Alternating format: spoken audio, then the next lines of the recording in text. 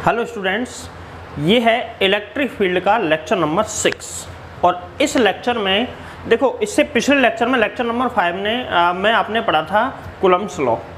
Coulomb's law को मैंने वो हिंदी मीडियम वाली वीडियो को ही उसमें कैप्शन लगा दिया था इंग्लिश मीडियम का, और वो टॉपिक था, उसमें कोई दिक्कत नहीं है। बट ये जो वीडियो है इसको मैं पूरा इंग्लिश मीडियम के हिसाब से ही बनाऊँगा और आज के लेक्चर में हम पढ़ेंगे कूलम्ब्स लॉ के बेसिक न्यूमेरिकल्स। ठीक है, अभी ये जो चैप्टर है ना वो लगभग पूरा ही कूलम्ब्स लॉ पे डिपेंड है। ठीक है, अब यहाँ से आगे कई वीडियो कूलम्ब्स लॉ के न्यूमेरिकल्स पे ही आएंगे। तो अभी आज की वीडियो में करवाऊंगा कूलम्ब्स लॉ के कुछ बेसिक न्यूमेरिकल्स। ठीक, चलो स्टार्ट करते हैं। क्वेश्चन नंबर 1 और फर्स्ट क्वेश्चन है, ये क्वेश्चन कह रहा है, एक बार क्वेश्चन पढ़ लें।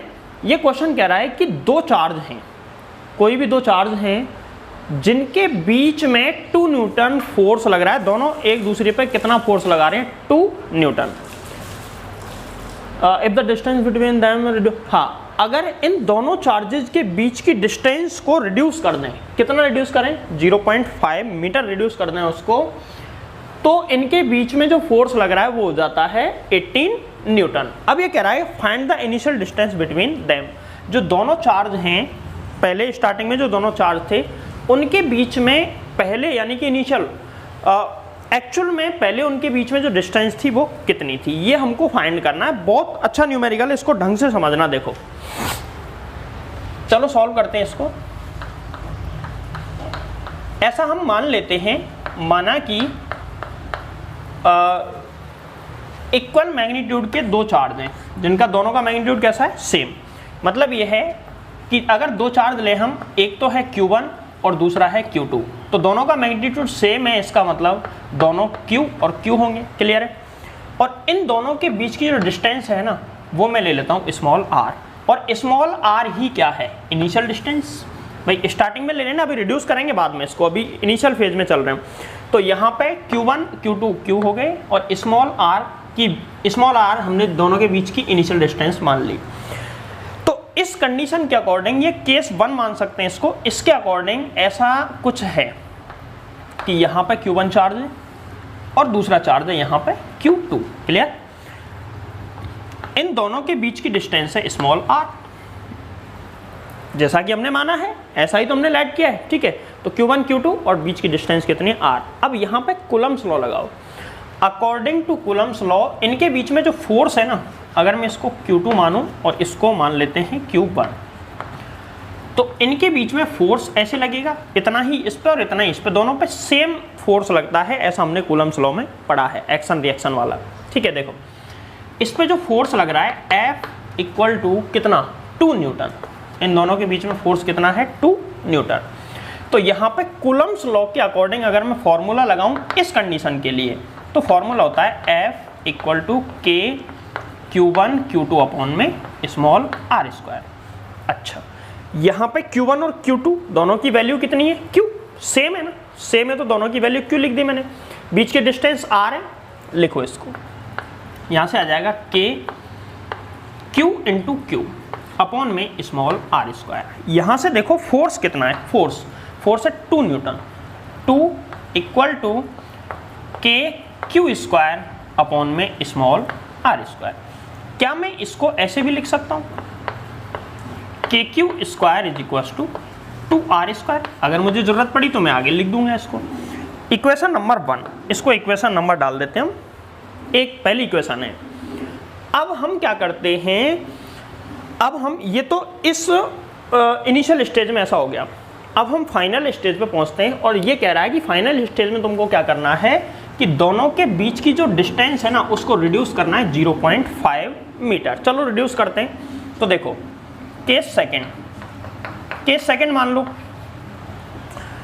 When reduce the distance between charges, कितनी? 0.5 मीटर। सेकंड केस में चलते हैं। तो एक चार्ज है Q1 और दूसरा चार्ज है Q2।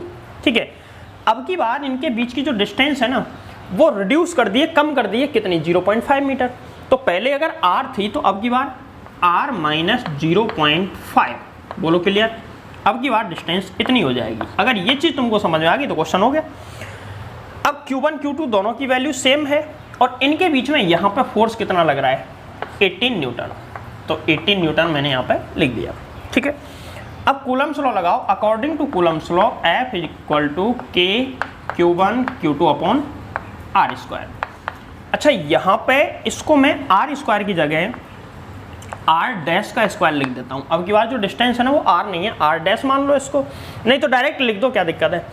K Q1 Q into Q2 भी कितना Q, और डिस्टेंस कितनी है R माइनस 0.5 का होल स्क्वायर। क्लियर। F की वैल्यू कितनी है 18, सेकंड केस के लिए F की वैल्यू कितनी है 18, जैसा कि डायग्राम में दिख रहा है। चलो यहाँ पे लिखो 18 इक्वल to K Q square upon में R माइनस 0.5 का होल स्क्वायर, R माइनस 0.5 का होल स्क्वायर, ये यहाँ से आया। अच्छा इसको डाल दो इक्वेशन नंबर सेकंड। वैल्यू हमको किसकी निकालनी है, वैल्यू निकालनी है हमको स्मॉल r की। देखो इक्वेशन फर्स्ट में के क्यू स्क्वायर की जगह हम क्या लिख सकते हैं 2r, तो डायरेक्ट यही लिख दो ना के क्यू स्क्वायर की जगह, आसानी से सॉल्व हो जाएगा। फ्रॉम इक्वेशन फर्स्ट से हम क्या लिख सकते हैं K Q square equal to 2r square, ये वैल्यू यहाँ पे पुट करो तो 18 इक्वल टू 2r स्क्वायर अपॉन में r माइनस 0.5 का होल स्क्वायर। क्लियर। अब इसको आसानी से कैसे सॉल्व किया जाए, सबसे पहले तो इसको इधर लेके आओ, 18 डिवाइड बाई 2 यहाँ पर ट्रांसफर करके ले आए, r स्क्वायर अपॉन में r माइनस 0.5 का होल स्क्वायर, ठीक है। अब देखो मैं इनको कैसे लिख सकता हूँ, इसको लिख सकता हूँ 9 अपॉन 1, और इधर लिख सकता हूँ मैं क्या r अपॉन में r माइनस 0.5 इसका ओवरऑल होल स्क्वायर। क्या मैं 9/1 की जगह में ऐसा लिख सकता हूँ 3/1 का होल स्क्वायर, बोलो सही है। 3/1 का होल स्क्वायर भी इसकी जगह में लिख सकता हूँ। तो अब इससे क्या हुआ, दोनों तरफ अंडर रूट ले लो, दोनों तरफ अंडर रूट ले लो, अंडर रूट लेंगे तो इधर क्या आएगा प्लस माइनस 3, ध्यान रखना प्लस माइनस, और इधर क्या आएगा r अपॉन में r माइनस 0.5। क्लियर। ये सवाल इजी हो गया। अगर तुम यहाँ से इसको डायरेक्ट करते ना, इसका होल स्क्वायर खोलते, इसका जो भी करते, तो उसमें गड़बड़ी हो जाती पूरी। अंडर रूट ले लो, आसानी से क्वेश्चन सॉल्व हो जाता है। अब हम क्या करेंगे, अपॉन में क्या है 1, अगर लेना चाहो तो अपॉन वाले को लो, नहीं तो वैसे भी कुछ नहीं है तो 1 तो है ही नीचे। चलो इसका क्रॉस मल्टीप्लाई करो, r is equal to 3r minus, अब 0.5 का 3 से इंटू करेंगे तो 1.5 आएगा, 1.5। अब ये मत पूछना साहब 1.5 कैसे आ गया, इंटू करके देख लेना, इतनी मैथमेटिक्स आनी चाहिए 12th क्लास में। अब हम क्या करते हैं 3, या तो r को उधर लेके जाओ, इसको इधर लाओ, या फिर इसको ट्रांसफर करके इधर ले आओ, तो r minus 3r equal to minus 1.5, ठीक है। अच्छा यहाँ पे 3 प्लस माइनस था ना, चलो वो लास्ट में प्लस माइनस ले लें। यहाँ पे क्या बचा माइनस का 2r इक्वल टू माइनस 1.5, सही है। हाँ, माइनस से माइनस कैंसिल आउट, और small r equal to 1.5 divide by 2 कितना आ गया, कितना आया 0.75 मीटर। ये इसका आंसर है। r की वैल्यू कितनी आ गई 0.75 मीटर। अब इस क्वेश्चन को एक बार रिवाइज कर लो हल्का सा। देखो जब स्टार्टिंग में इनके बीच की डिस्टेंस इतनी है 0.75 मीटर है तो फोर्स लगेगा 2 न्यूटन, और जब इनके बीच की डिस्टेंस फाइनल केस में हमने क्या किया है, इनके बीच की डिस्टेंस को हमने 0.5 मीटर कम कर दिया। 0.5 मीटर कम करने का मतलब ये है कि हमने क्या हमने इसकी डिस्टेंस एक्चुअल में कितनी रखी, यहाँ पे रखी 0.25 मीटर, ठीक है। तो इस तरीके से क्वेश्चन है, इसको एक बार नोट करें। सेकंड क्वेश्चन पे चलते हैं। सेकंड क्वेश्चन देखें, एक बार क्वेश्चन नोट कर लो, ये भी अच्छा क्वेश्चन है, इसको मैं सॉल्व कराता हूँ अभी। देखो एक बार क्वेश्चन पढ़ लेते हैं। 2 equally charged spheres of mass 200 gram are hung by 40 centimetre long threads where in the distance between them is 4 centimetre in equilibrium, find the charge on the spheres. ये कहना चाह रहा है, इस सवाल को देखो ऐसे सॉल्व करना। पहले एक बार जो क्वेश्चन में लिखा है ना उसके अकॉर्डिंग मैं इसका डायग्राम बनाता हूँ। ये कहना चाह रहा है कि यहाँ पे एक चीज़ और हम ऐड कर सकते हैं इस क्वेश्चन में, वो ये है कि ऐसा भी लिख के दे सकता है कि वो दोनों के दोनों जो थ्रेड्स हैं ना वो एक ही कॉमन पॉइंट पर हंग हैं।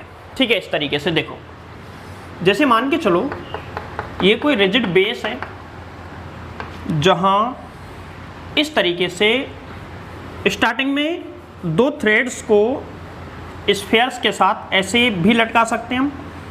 ये देखो, एक थ्रेड लिया जिसके साथ हमने स्फीयर को बांध दिया और ये चार्ज्ड स्फीयर है, इस पर चार्ज है। दूसरे को हम ऐसे लटका सकते थे, ऐसे इसको हैंग कर सकते थे, बट ये कह रहा है कि ये एक ही पॉइंट पर हैंग है, मतलब ये इस तरीके से हैंग है।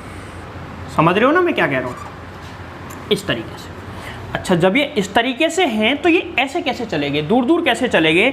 ये एक दूसरे से दूर क्यों भाग रहे हैं, रिपल्सन क्यों फील हो रहा है? गौर से देखो, जब इनको हम स्टार्टिंग में लटकाएंगे तो ये दोनों के दोनों बिल्कुल ऐसे सीधे रहेंगे, बट इनके बीच में, अब ये ऐसे पास पास रहेंगे, बट इनके बीच में अगर हम एक ही पॉइंट पे इनको लटकाते हैं ऐसे, तो ये कुछ ऐसे रहेंगे स्टार्टिंग में इस तरीके से। बट सोचो, इस पर भी पॉजिटिव चार्ज है और इस पर भी पॉजिटिव चार्ज है, तो इनके बीच में रिपल्सन होगा और रिपल्सन की वजह से रिपल करेंगे एक दूसरे को और इस तरीके से दूर हटेंगे। दूर हटेंगे तो ऐसे चले जाएंगे। अब ये कह रहा है कि ये अब ऐसे तो है नहीं कि दूर जाने लग गए, अब जाते ही जाते जाते जाते पता नहीं कहाँ तक, ऐसा तो है ही नहीं। यहाँ पे ग्रेविटेशनल फोर्स भी है, वो इसको बैलेंस करेगा।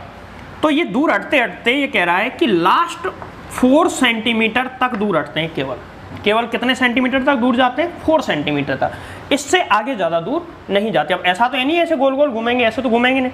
4 सेंटीमीटर पे क्या आ जाता है? इक्विलिब्रियम। इसका मतलब ये है कि 4 सेंटीमीटर इसकी इक्विलिब्रियम के लिए डिस्टेंस है दोनों चार्जेज के बीच में। भाई दूर ऐसा क्यों हुआ, इसका कारण सुनो। जैसे जैसे दूर हटेंगे डिस्टेंस बढ़ेगी, और डिस्टेंस बढ़ेगी तो फोर्स घटेगा। कौन सा फोर्स? इलेक्ट्रिक फोर्स या कूलम फोर्स इनके बीच में। तो फोर्स घटते घटते घटते घटते जब ये 4 सेंटीमीटर हो गई तो फोर्स घटते घटते इतना हो गया कि उसको ग्रेविटेशनल फोर्स ने बैलेंस कर दिया और ये बैलेंस एक जगह पर रुक गए। इस कंडीशन को ही क्या बोलते हैं? इक्विलिब्रियम। ठीक है, अब चलते हैं क्वेश्चन पे। सबसे पहले इसका डायग्राम ड्रॉ करो। ये तो मैं तुमको समझाया कि ऐसे कैसे हो गया, डायग्राम इसका ड्रॉ करते हैं। देखो सॉल्यूशन समझो।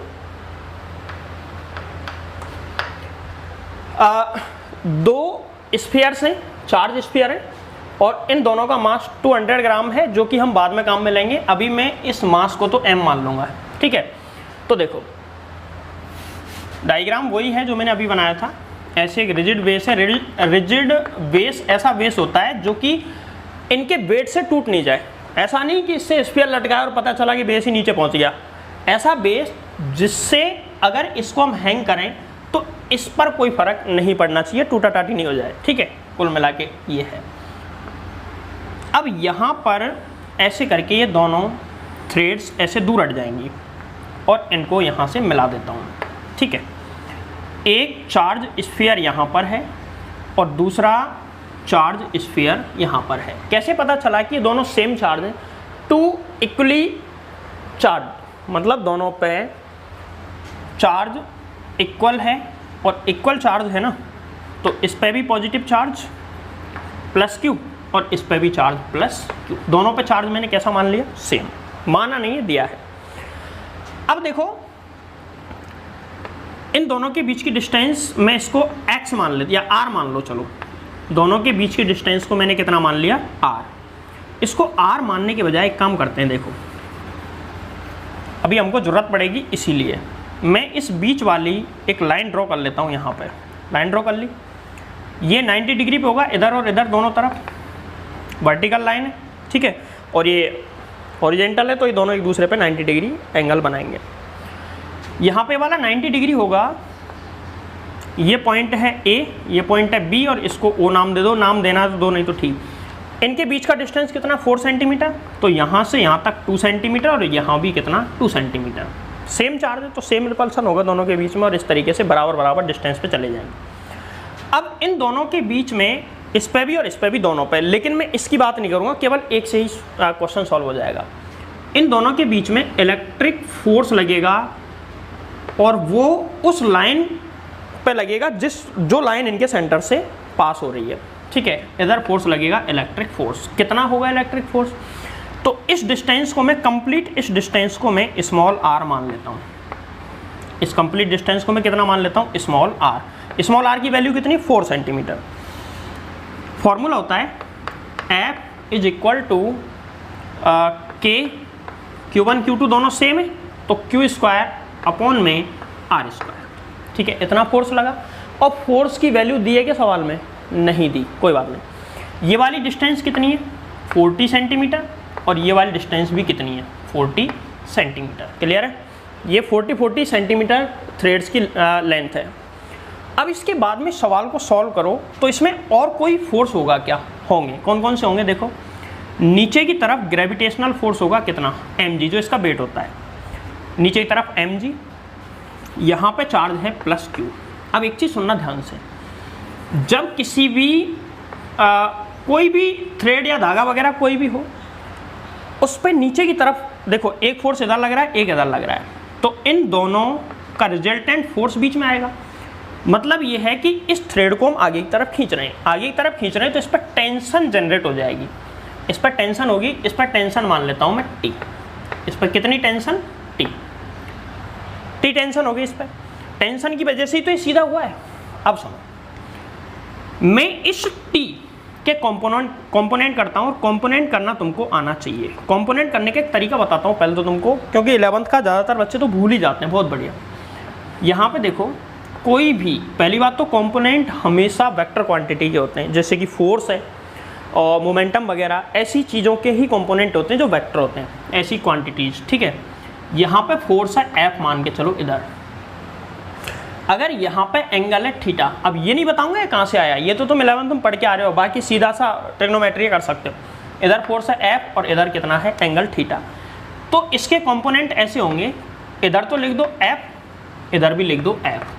जिधर थीटा आ रहा है, थीटा नीचे की साइड में आ रहा है, इस फोर्स से नीचे की साइड में आ रहा है, तो इधर जिधर थीटा आएगा उधर तो कॉस थीटा, और जिधर थीटा नहीं है उधर साइन थीटा, ठीक है। अब ये जो मेन फोर्स है ना, ये तो हो गया खत्म, ये जो फोर्स था ना ये हो गया खत्म, और इसके दो कंपोनेंट हमको मिल गए। जब इसके कंपोनेंट हो जाएंगे तो ये खत्म हो जाएगा और ये दोनों ही बचेंगे केवल। एक चीज़, दूसरी चीज़, कई बार कंपोनेंट करने में हमको बड़ी दिक्कत आती है कि ऐसा कोई कंडीशन आ जाती है, मान के चलो ऐसे, यहाँ पे एक फोर्स है F और ये ध्यान रखना परपेंडिकुलर फोर्सेज होते हैं, वो परपेंडिकुलर कंपोनेंट के लिए ये तरीका है। परपेंडिकुलर कंपोनेंट यहाँ है और इधर एंगल दे दिया मान के चलो θ1 और इधर एंगल दे दिया θ2। अच्छा, मैं ये कह सकता हूँ कि θ1 + θ2 = 90 डिग्री, ये तो होगा ही 90 डिग्री, ठीक है। अब किस तरीके से हम इसके कंपोनेंट करें, तो उसका ये है कि या तो तुम θ1 के हिसाब से कर लो या फिर θ2 के हिसाब से कर लो, जो तुमको अच्छा लगे उसके हिसाब से हम कर सकते हो। अगर मैं θ1 के हिसाब से करूँगा तो इधर कितना आएगा F, इधर भी F। इधर θ1 के हिसाब से कर रहे हैं तो cos θ1 और यहाँ पे sin θ1। अगर मैं θ2 के हिसाब से करता हूँ तो इधर का कंपोनेंट आएगा F sin θ2 और इधर वाला कितना आएगा, इधर वाला आएगा F cos θ2। ये दोनों आपस में इक्वल होंगे, ध्यान रखना इस चीज़ को, ये दोनों आपस में इक्वल होंगे, मतलब F sin θ1 बराबर होगा F cos θ2। अब कोई बच्चा कहे ये क्यों होंगे, तो इतनी, हालांकि मैं इतनी मैथमेटिक्स में नहीं घुसना चाह रहा हूँ, बट अगर तुम निकालना भी चाहो तो इतनी मैथमेटिक्स आनी चाहिए। F sin θ1 बराबर होगा F cos θ2 के। कैसे, यहाँ पे देखो ये 90 है तो मैं ऐसे लिख सकता हूँ कि θ1 बराबर 90 - θ2, तो θ1 की जगह लिख दो F sin θ1 की जगह मैं क्या लिख सकता हूँ 90 - θ2, तो ये 90 - θ2 क्या हो जाएगा F cos θ2, तो यही तो है ये।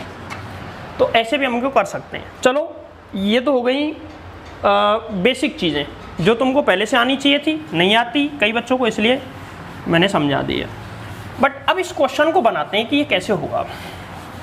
चलो स्टार्ट करते हैं। देखो यहाँ पर टेंशन है और इस टेंशन के कंपोनेंट करो, क्योंकि इसके सामने वाला फोर्स हमको पता नहीं है, तो इसके कंपोनेंट कर लो। और कंपोनेंट करने के लिए इसका इस एंगल को थीटा मान लो, ऐसा हमने माना है। इसको थीटा मान लेंगे तो ये भी कितना होगा, थीटा, जेड शेप दिख रहा होगा, ठीक। टी का यहाँ पे कंपोनेंट कितना आएगा, टी कॉस थीटा। अच्छा दूसरा कंपोनेंट टी का किधर होगा, इधर या इधर?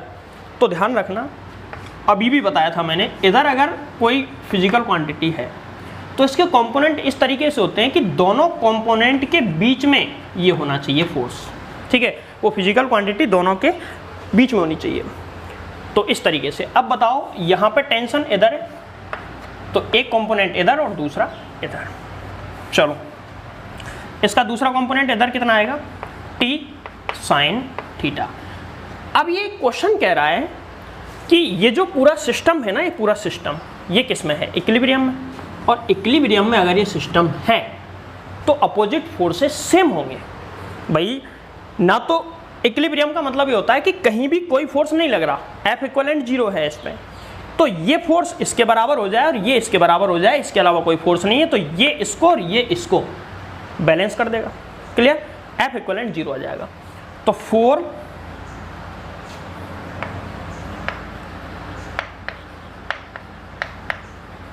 इक्विलिब्रियम के लिए ऐसा होना मस्ट है कि के क्यू स्क्वायर अपॉन में small R square equal to ये इसके इक्वल T sine theta, equation number 1। और दूसरी इक्वेशन क्या बनेगी, दूसरी इक्वेशन यहाँ पे बनेगी क्या, ये इसके इक्वल हो जाएगा, तो M G is equal to T cos theta, equation number 2। अब एक काम करो, इक्वेशन फर्स्ट में को सेकंड से डिवाइड कर दो। तो देखो equation first divide by equation second, divide करो तो क्या आएगा, टी साइन थीटा अपॉन में टी कॉस थीटा। ऐसा क्यों किया मैं बताता हूँ अभी। देखो यहाँ पे टी साइन थीटा की वैल्यू के क्यू स्क्वायर अपॉन में स्मॉल आर स्क्वायर के अपॉन में एम जी। ऐसा मैंने इसलिए किया है, क्या इस क्वेश्चन में कहीं भी मुझे टेंशन निकालनी है, नहीं निकालनी ना, तो फालतू में एक वेरिएबल बढ़ रहा है भाई। हमको तो क्या निकालना है, हमको निकालना है इन पे चार्ज, यानी कि क्यू की वैल्यू चाहिए हमको, तो बाकी टी चाहिए ही नहीं। अगर क्वेश्चन में टी निकलवाए तो फिर क्या करना है वो भी मैं लास्ट में बताऊंगा। अच्छा इसको डिवाइड करने से दोनों कैंसिल आउट, टी से टी कैंसिल आउट हो जाएगा, तो टी की बीमारी खत्म हो जाएगी यहाँ से। बट अगर टी ही निकालना होता तो क्या करते, और थीटा हमारे पास होता नहीं, तो फिर हम क्या करते, इक्वेशन फर्स्ट का स्क्वायर करते, इक्वेशन सेकंड का स्क्वायर करते और इन दोनों को ऐड कर देते। उससे क्या होता, उससे थीटा हट जाता, sine square theta cos square theta बराबर 1 हो जाता और टी स्क्वायर आ जाता, और टी स्क्वायर बराबर जो भी इसको सॉल्व कर लेते। लेकिन अभी ऐसा नहीं है, ठीक। टी से टी कैंसिल आउट हो गया तो क्या आया, tan theta is equal to K Q square upon में एम जी आर स्क्वायर। बोलो सही है, ये टेन थीटा की वैल्यू पता चल गई। If theta is very small, if theta is very small then tan theta approximately theta, tan theta approx theta, मतलब tan theta को हम लगभग क्या लिख सकते हैं, थीटा लिख सकते हैं। अच्छा सा ऐसा हमने पढ़ा है 11th क्लास में। बट अभी ये कहाँ से आया, एक चीज़ और बताता हूँ तुमको। Theta equal to K Q square upon में एम जी आर स्क्वायर, जिसको हम डाल देंगे इक्वेशन नंबर कौन सी, थर्ड इक्वेशन, इसको डाल देता हूँ। अच्छा ये तो हमने पढ़ा है, चलो ऐसा आ जाता है। बट मेरे को ये बताओ थीटा यहाँ पे स्मॉल कैसे, ऐसे कैसे कह सकते हैं कि थीटा स्मॉल है, तो ऐसा इसलिए कह सकते हैं। देखो टेन थीटा की वैल्यू निकालो यहाँ पे, टेन थीटा, टेन थीटा क्या होता है, परपेंडिकुलर अपॉन में बेस, परपेंडिकुलर अपॉन में बेस। तो परपेंडिकुलर निकालो यहाँ पे, परपेंडिकुलर कौन सा होता है, ये ट्राइंगल ले लो, इस ट्राइंगल के अंदर थीटा ये वाला है तो इसके सामने वाला परपेंडिकुलर होगा। परपेंडिकुलर कितना, 2। अपॉन में यहाँ पे बेस कौन सा है, ये वाला बेस जब निकालोगे तो 40 का होल स्क्वायर माइनस 4 का होल स्क्वायर, अंडर रूट के अंदर 40 का होल स्क्वायर माइनस 4। अब सोचो 40 का स्क्वायर करोगे और उसमें से 4 माइनस करोगे तो अप्रॉक्सीमेट इतना ही आ जाएगा, लगभग 39 पॉइंट कुछ आएगा। टेन थीटा किसके इक्वल आ रहा है, 2 अपॉन में 39 या 38 मान लो, चलो मैं तो थोड़ा और कम मान लेता हूँ, तो क्या आया 1 अपॉन 90। सोच के देखो यहाँ टेन थीटा की वैल्यू क्या आ रही है, 1 अपॉन 90। अगर टेन वाली टेबल देखो तो टेन 0 की वैल्यू होती है 0, फिर इसके बाद में टेन 30 की वैल्यू कितनी होती है 1 अपॉन अंडर रूट 3। क्या तुमको पता है ये जो है ना ये भी बहुत बड़ी है, किससे, इससे। इसका मतलब अगर एंगल 0 डिग्री होता तो 0 होता, अगर 30 डिग्री होता तो इतनी वैल्यू आती टेन थीटा की, बट ये तो बहुत कम वैल्यू आ रही है। और बहुत कम का मतलब ये है कि यहाँ पे जो थीटा है ना वो मुश्किल से 2, 3, 4 या 5 डिग्री ज़्यादा से ज़्यादा एंगल है। अब इसको सॉल्व करके देख लेना, 2, 4, 5 डिग्री आएगा, और इतने छोटे एंगल को स्मॉल एंगल हम मान सकते हैं। तो समझ में आ गई होगी कैसे स्मॉल एंगल है। जिसको नहीं आई कोई बात नहीं, वो सीधा लिख देना, ठीक है। अब यहाँ पे थीटा की वैल्यू हमने निकाल ली। अब हम क्या करते हैं, फ्रॉम द ट्राइंगल, कौन सा ट्राइंगल लेते हैं इसमें, देखो ये वाला ट्राइंगल ले लो, ये वाला ट्राइंगल। इस वाले ट्राइंगल से थीटा की दूसरी वैल्यू निकालो जिसमें टेन के अलावा साइन निकाल सकते हैं, कॉस निकाल सकते हैं, बट कॉस नहीं निकालेंगे क्योंकि अगर स्मॉल एंगल के लिए कॉस थीटा इक्वल टू 1 होता है, ना कि थीटा। हमको जबकि क्या चाहिए, थीटा। लेकिन स्मॉल थीटा हो तो ऐसी कंडीशन में टेन थीटा और साइन थीटा की वैल्यू थीटा होती है। तो हम टेन निकाल चुके हैं ऑलरेडी।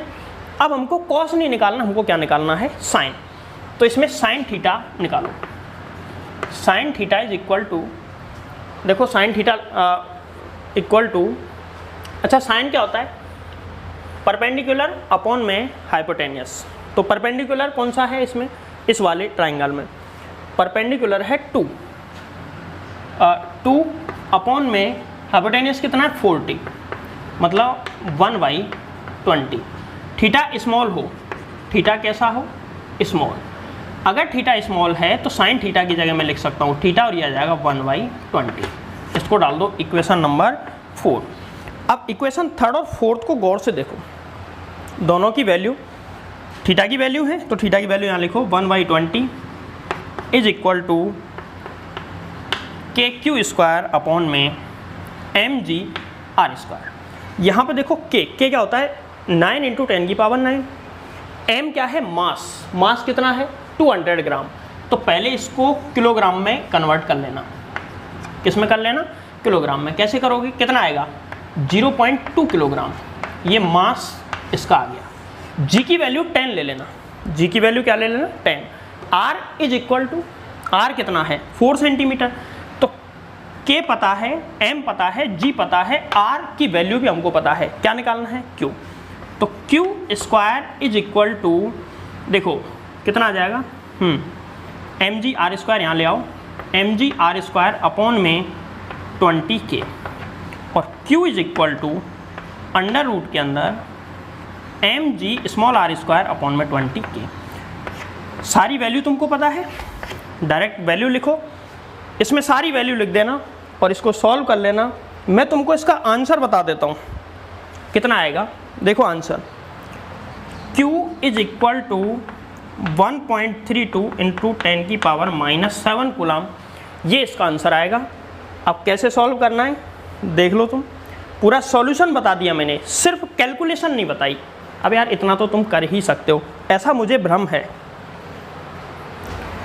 देखो 3rd क्वेश्चन देखते हैं, और 3rd क्वेश्चन को एक बार ढंग से पढ़ो।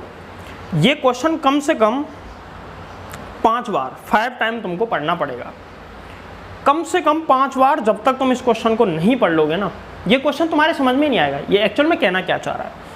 पहले मैं ये समझाऊंगा कि कहना क्या चाह रहा है, फिर क्वेश्चन की तरफ चलते हैं। देखो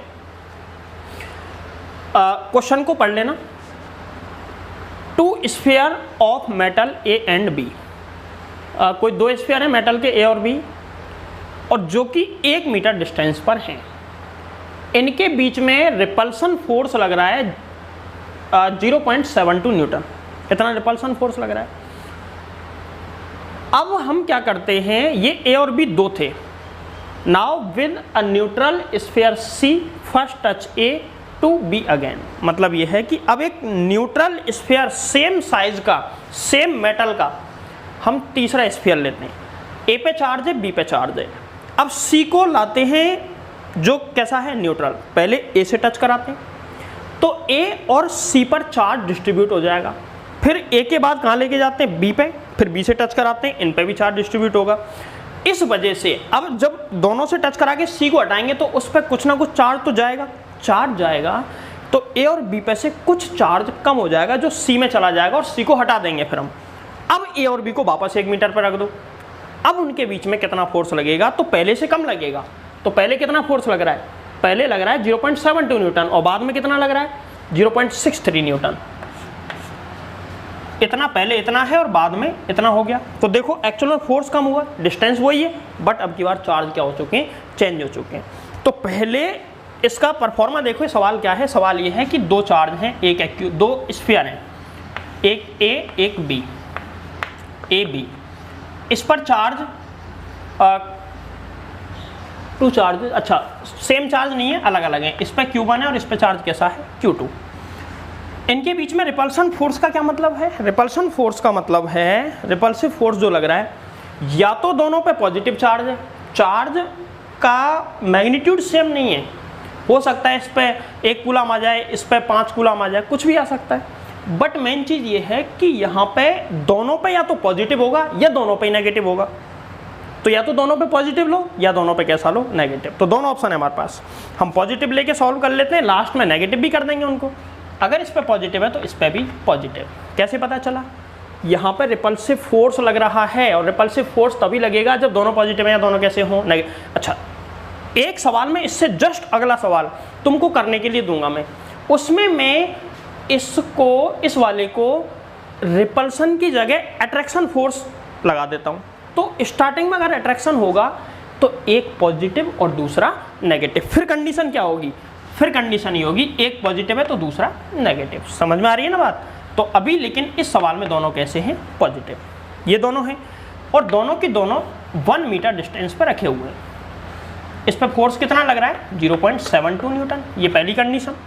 अब सेकंड कंडीशन में क्या कह रहा है कि ए के पास सी को लाते हैं, लाए, ये तो है ए और ये है सी, इस पे चार्ज Q1 है। तो जैसे ही सी को लाएंगे तो इस पे चार्ज आ जाएगा Q/2 और इस पे भी चार्ज Q1/2 और इस पे भी आ जाएगा Q1/2, आधा आधा हो जाएगा चार्ज। सेम साइज के और सेम मेटल से बने हुए हैं तो चार्ज इक्वली डिवाइड हो जाएगा दोनों पे। अब हम इधर बी रखा हुआ है, बी पे कितना चार्ज है, Q2, और इसके साथ सी को टच कराएंगे। सी पे कितना आ चुका है ऑलरेडी, ए से टच कराने पर कितना आ चुका है, Q1/2, और इस पर कितना है, Q2। अब इसका आधा आधा होगा, इसका हाफ हाफ हो जाएगा, कितना, Q1/2 प्लस Q2/2। इतना चार्ज इन दोनों पे, इस पे भी और इतना ही चार्ज इस पे आ जाएगा। तो ये चीज़ क्लियर कर लो एक बार, इसके बाद में सवाल को सॉल्व करते हैं, ठीक है। देखो, तो इस सवाल को मैं ये चीज़ एक बार सीख लो ढंग से। सवाल में डायरेक्ट इधर लिख देता हूँ, मैं इसको बताऊँगा नहीं। स्टार्टिंग में इन पे आ जाएगा Q1/2 प्लस Q2/2, मतलब ये फाइनली कितना हो गया, एलसीएम लें तो इसका ऊपर से एलसीएम 2, एलसीएम लेके 2 से 2 कट जाएगा, क्या आएगा, Q1 नहीं 4 हो जाएगा, Q1 plus 2Q2/4, I think इतना हो जाएगा। ये किस पे चार्ज आया है, बी पे, किस पे चार्ज आया, बी पे। फाइनल ए और बी के बीच में फोर्स लगाएंगे तो ए पे तो चार्ज कितना होगा, Q1/2, और बी पे चार्ज कितना होगा, Q1 प्लस 2Q2/4। चलो, तो इस सवाल को हम बनाते हैं, इसको नहीं मिटाऊंगा। देखो, सवाल को सॉल्व करते हैं। केस 1, पहली कंडीशन, यानी कि जब तक कि न्यूट्रल स्फीयर को इससे टच नहीं कराया तब तक की कंडीशन है।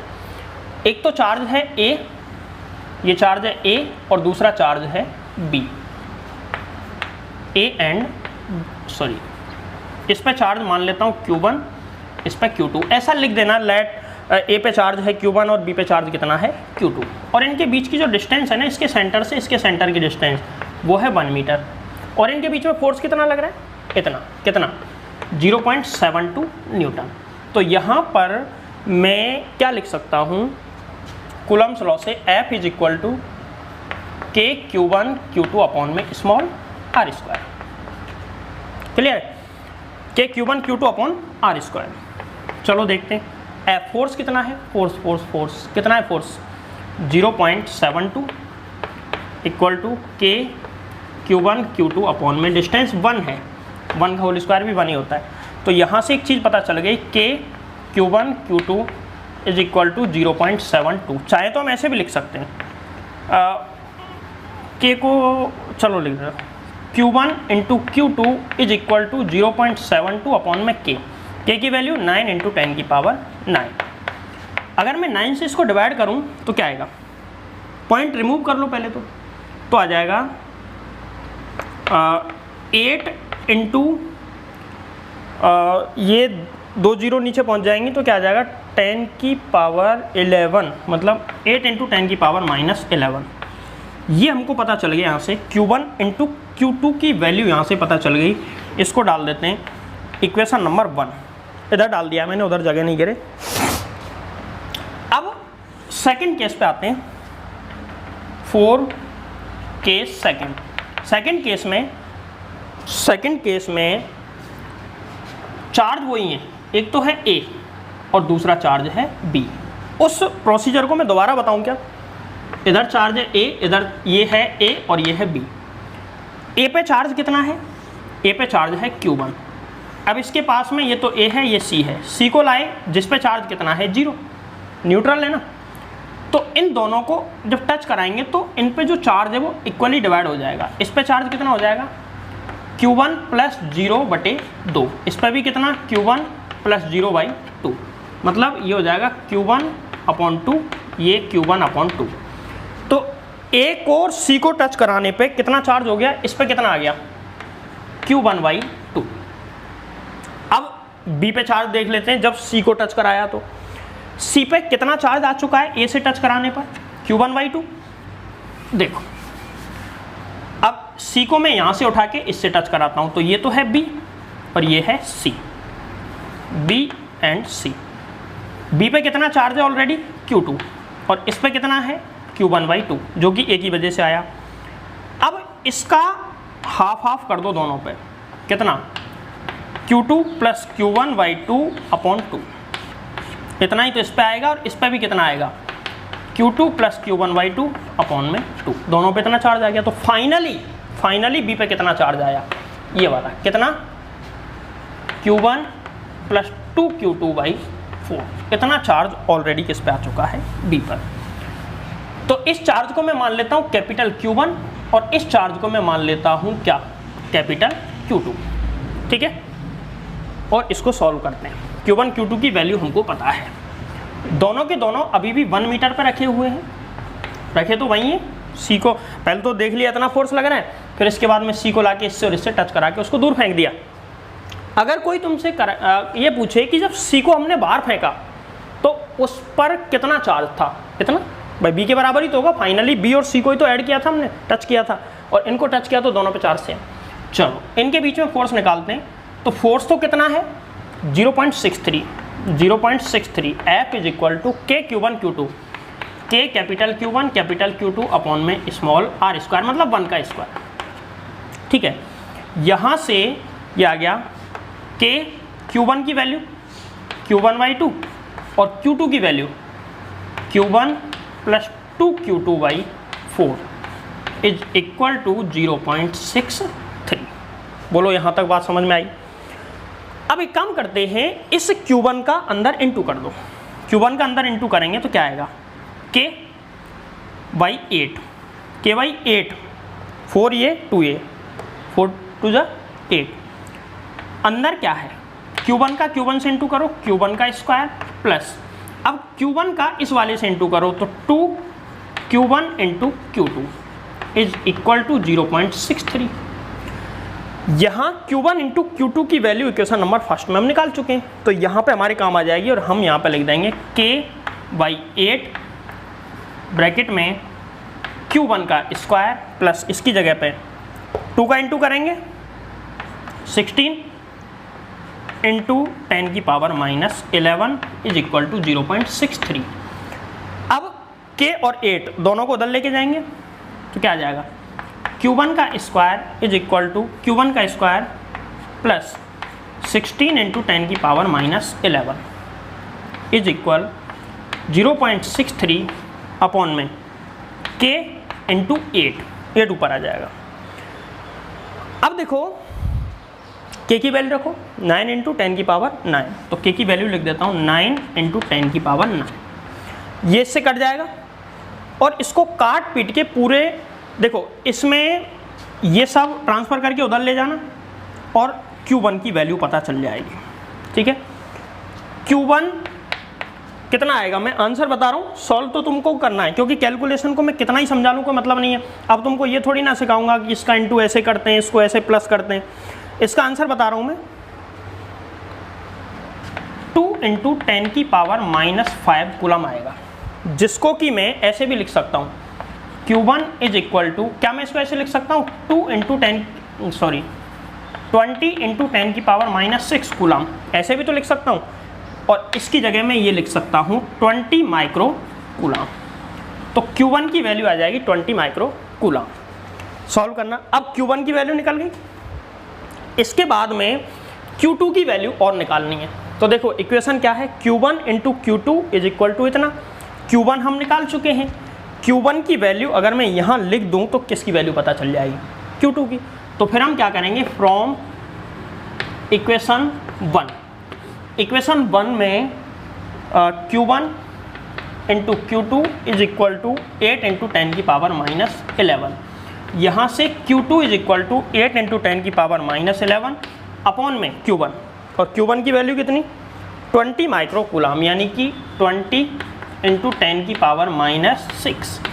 और इसको जब सॉल्व करेंगे तो Q2 बराबर आ जाएगा कितना 4 माइक्रो कूलम। सॉल्व करना, 4 इंटू 10 की पावर माइनस 6 आएगा, जिसको हम लिख सकते हैं 4 माइक्रो कूलम।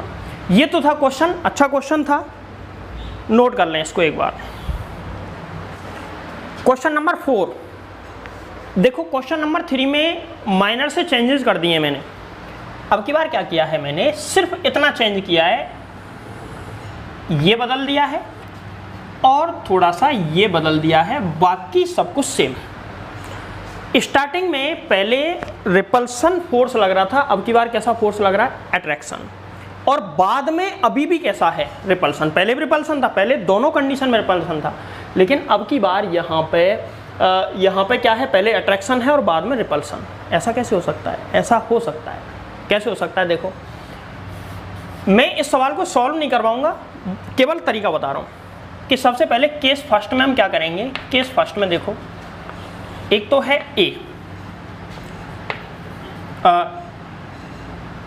ए और दूसरा है बी। इस पे चार्ज है Q1 और इस पे चार्ज मान लेता हूँ Q2।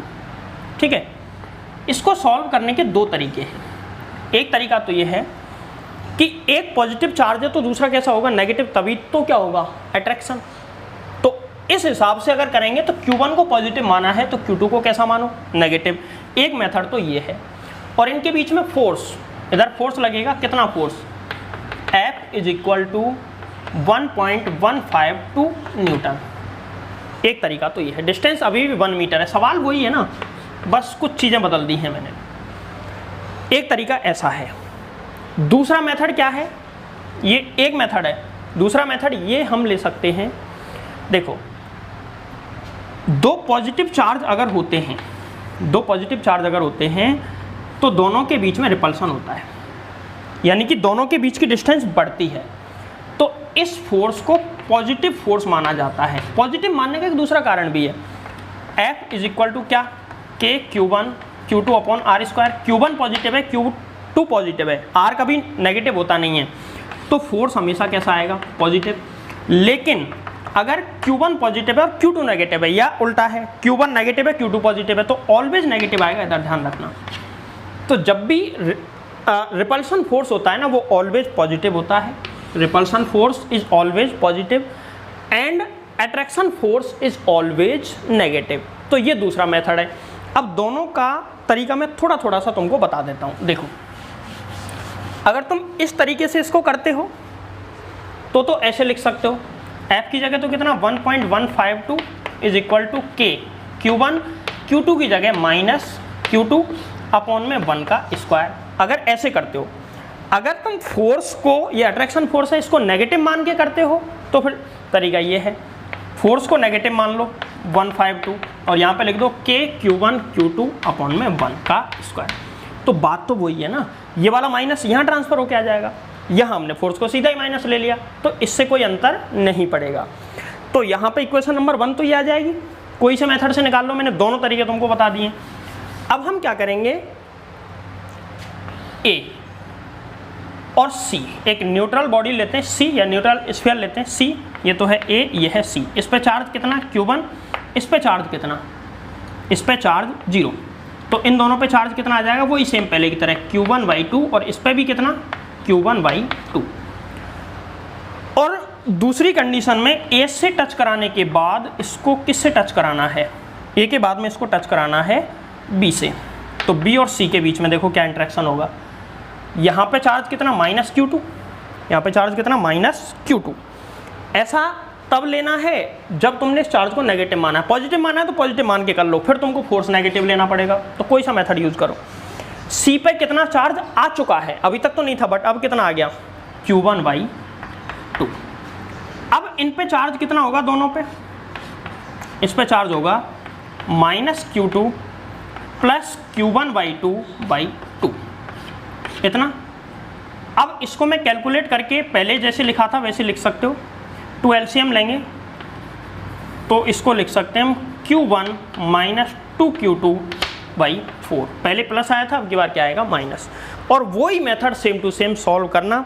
इसका आंसर भी नहीं बताऊंगा, इसका आंसर खुद निकालना और कमेंट करके मुझे बताना कि Q1 कितना आया और Q2 कितना। क्वेश्चन नंबर 5 और आज का लास्ट क्वेश्चन आज की वीडियो का, ठीक है। छोटा क्वेश्चन है बट सेंस बहुत बड़ा है, इसमें कंसेप्ट बड़ा है। क्वेश्चन ये है, how to divide capital Q charge into 2 parts so that the maximum force between them is active. मतलब ये है कि एक चार्ज है कैपिटल Q, इस चार्ज को कोई भी 2 पार्ट्स में डिवाइड कर दो। मैं चाहूँ तो इसको ऐसे भी कर सकता हूँ, Q/2 हो गए ना, इन दोनों को ऐड करके देखो ये आ गया। हो सकता है मैं इनको कोई भी डिवाइड का कोई भी मेथड हो सकता है, ठीक है।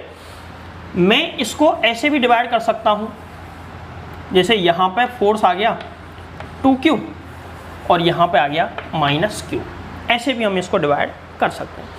तो कोई भी तरीके से इसको डिवाइड करो, और डिवाइड करने पर इनके बीच में मैक्सिमम फोर्स कब आएगा ये हमको बताना है कि किस तरीके से डिवाइड करेंगे फोर्स कैसा हो जाए मैक्सिमम। तो इसमें कुछ हमको मानना पड़ेगा। देखो थोड़ा सा एडवांस कंसेप्ट इसमें लगेगा, मैथ्स वाले बच्चे मैक्सिमम मिनिमा पढ़ते हैं, वहाँ पर ये चीज़ें क्लियर हो जाती हैं। चलो खैर अभी बता देता हूँ मैं क्या है। देखो तरीका ये है कि सबसे पहले ऐसा मान लो, माना कि एक कैपिटल Q चार्ज है जिसको हम स्मॉल q और capital Q minus small q 2 parts में डिवाइड कर देते हैं। ये कैसे कर दिया, ये ऐसे किया, देखो ऐसे किया कि एक कैपिटल Q चार्ज है, इसको कोई भी 2 पार्ट्स में डिवाइड करना है। अगर मैंने एक पार्ट इसका स्मॉल q निकाल दिया तो अब कितना बचेगा, पूरा कितना है कैपिटल Q, इसमें से माइनस कर दो इतना। इसको मैं Q1 मान लेता हूँ, इसको मान लेता हूँ Q2। क्लियर, इस तरीके से मैंने डिवाइड कर दिया। अब एक चार्ज तो यहाँ पे आ गया Q1 और दूसरा चार्ज यहाँ पे आ गया कितना Q2। इनके बीच की डिस्टेंस स्मॉल r कुछ भी हो सकती है, सवाल में दिया नहीं है। और सवाल के अकॉर्डिंग, इस क्वेश्चन के अकॉर्डिंग डिस्टेंस से उसका कोई मतलब नहीं है। मतलब डिस्टेंस से यहाँ पे कोई फ़र्क नहीं पड़ रहा है, डिस्टेंस चाहे कम हो चाहे ज़्यादा। मतलब ये है कि अगर डिस्टेंस हम कुछ भी रखें, फोर्स लेकिन कैसा होना चाहिए, मैक्सिमम। अभी इस चीज़ को मैं सबसे लास्ट में समझाता हूँ तुमको कैसे। देखो डिस्टेंस का क्या चक्कर है वो लास्ट में समझाऊंगा, एक बार क्वेश्चन समझ लो।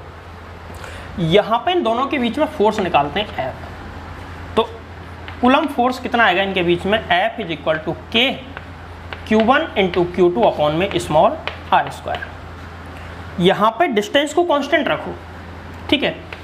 K Q1 की वैल्यू स्मॉल q, Q2 की value small q minus upon में r स्क्वायर।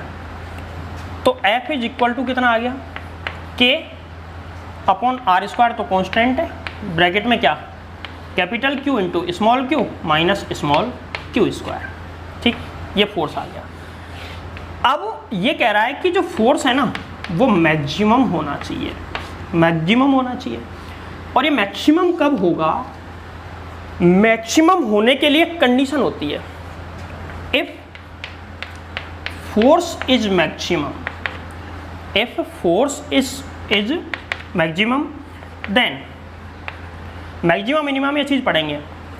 अच्छा, फोर्स मैक्सिमम मिनिमम होना किस पे डिपेंड कर रहा है, क्या डिस्टेंस पे डिपेंड कर रहा है, नहीं, डिस्टेंस तो यहाँ पे कांस्टेंट है केवल और केवल। अच्छा, कैपिटल Q कांस्टेंट है, वो तो टोटल चार्ज है। यहाँ पे कांस्टेंट क्या नहीं है, इस इक्वेशन में गौर से देखो क्या कांस्टेंट नहीं है, K कांस्टेंट है, स्मॉल r यहाँ पे कांस्टेंट मान लिया गया है, कैपिटल Q कांस्टेंट है, तो बचा क्या, स्मॉल q, वेरिएबल केवल क्या है, स्मॉल q। तो अगर ये फोर्स मैक्सिमम है तो इस फोर्स का dF अपॉन में वेरिएबल के साथ इसका डिफरेंशिएशन कर दूं मैं तो वो 0 आना चाहिए अगर ये मैक्सिमम है तो। ऐसा मैक्सिमम मिनिमम है, मैथ्स के अंदर हम पढ़ेंगे, बस यही कंसेप्ट था इसमें। कर दो, आंसर आ जाएगा। क्या करेंगे, d अपॉन में dq। अब यहाँ पे वैल्यू लिखो किसकी, F फोर्स की, कितना, K upon r square, K upon r square, और ब्रैकेट में capital Q into small q minus small q square is equal to 0। K और r स्क्वायर कॉन्स्टेंट है, बाहर ले लो। यहाँ पे देखो, अब डिफरेंशिएशन अंदर करो इसका विद रिस्पेक्ट टू q। करेंगे तो क्या आ जाएगा, d अपॉन में dq, पहले तो करेंगे capital Q into small q का, माइनस फिर करेंगे d अपॉन में dq, फिर करेंगे q स्क्वायर का, इज इक्वल टू 0। ये 0 में जाके 0, तो यहाँ पे इसका डिफरेंशिएशन कितना होगा, कैपिटल Q, इसका डिफरेंशिएशन कितना होगा, कैपिटल Q, माइनस इसका डिफरेंशिएशन करो, कितना आएगा, 2Q, कितना आएगा, 2Q इज इक्वल टू 0। अब हमको निकालनी है स्मॉल q की वैल्यू, कि स्मॉल q की वैल्यू कितनी थी, तो small q is equal to या minus 2Q is equal to Q, minus Q आएगा, और small q is equal to Q/2। मतलब ये है, यही आंसर है। मतलब इसको अगर हम इक्वली डिवाइड करेंगे, कैपिटल Q को इक्वली डिवाइड करेंगे तो फोर्स मैक्सिमम होगा, अदरवाइज फोर्स कभी भी मैक्सिमम नहीं होगा, ऐसा ये कहना चाह रहा है। कैसे पता चला भाई, हमने दो टुकड़े किए इसके, एक तो Q1 Q2, अगर Q1 की वैल्यू Q/2 है, मतलब आधा ये तो आधा ये, आधा आधा एक हो जाएगा, तो इक्वल डिवाइड करेंगे तो ही फोर्स मैक्सिमम होगा, अदरवाइज फोर्स मैक्सिमम नहीं होगा। तो ये सवाल एक बार उतारो, फिर तुमको ये सवाल एकदम क्लियर कराता हूँ मैं, कुछ न्यूमेरिकल वाले तरीके से इसको क्लियर कराता हूँ। इसको नोट करो, एक बार वीडियो पॉज कर लो यहीं पे और नोट कर लो। कर लिया, ठीक। देखो, वो ये कहना चाह रहा है कि फोर्स मैक्सिमम कैसे होगा। साहब ये बात हमारी समझ में आई नहीं, आएगी ना, क्यों नहीं आएगी, चलो देखो कि अगर मान के चलो हमारे पास कोई चार्ज है, कैपिटल Q चार्ज है, इसको मैं कोई 3 तरीके से डिवाइड करता हूँ। कैपिटल Q चार्ज को 2 पार्ट्स में 3 तरीके से डिवाइड करता हूँ। कैपिटल Q को देखना ध्यान से, सवाल समझ में आ जाएगा तुम्हारे। एक तो मेथड ये है कि इसको मैंने ऐसे कर दिया Q/2, Q/2। दूसरा मेथड ये हो सकता है Q/3 और एक ले लो क्या 2q/3, इन दोनों को भी ऐड करके देख लेना क्यों आ जाएगा। एक हो सकता है q/4 और दूसरा क्या आएगा 3q/4, इन दोनों को भी ऐड करने पर क्यों आएगा। तो हमने इनको इस तरीके से डिवाइड कर लिया, ठीक। अब इन दोनों को r डिस्टेंस पे रखो, इन दोनों को भी r और इन दोनों को भी r, तो r तीनों में कांस्टेंट हो गया, ठीक है। तीनों को r डिस्टेंस पे रखो और ये चेक करो कि फोर्स कब मैक्सिमम आ रहा है। अगर इसमें फोर्स मैक्सिमम आया तो हमारा कंसेप्ट सही था, नहीं आया तो गलत। देखो यहाँ पे मैं इन दोनों को r डिस्टेंस पे रख रहा हूँ, मतलब ये है कि इन दोनों के बीच की डिस्टेंस मैंने स्मॉल r मान ली, इनके बीच की भी डिस्टेंस स्मॉल r और इन दोनों के बीच की डिस्टेंस भी स्मॉल r। तो r कांस्टेंट हो गया तीनों में, मतलब r पे डिपेंड नहीं कर रहा फोर्स, फोर्स केवल q पे डिपेंड कर रहा है, q बदल रहा है सब में। तो यहाँ पे जो फोर्स है ना F1, यहाँ पे फोर्स को मान लेता हूँ F2 और यहाँ पे मान लेता हूँ F3। निकालो इसमें फोर्स कितना आएगा K Q1 Q2 Q/2 Q/2 upon में r²। तो ये फाइनली कितना आ गया KQ² अपॉन में 4r²। अच्छा यहाँ पे F2 निकालते हैं, तो F2 कितना आएगा K, यहाँ पे कितना Q/3, यहाँ पे कितना 2Q/3 अपॉन में r²। यहाँ पे निकालते हैं K Q/4 into 3Q/4 upon में r²। देखो ये F1 की वैल्यू है, F1 इक्वेशन नंबर 1। अब निकालते हैं F2। F2 कितना आ रहा है यहाँ से, F2 बराबर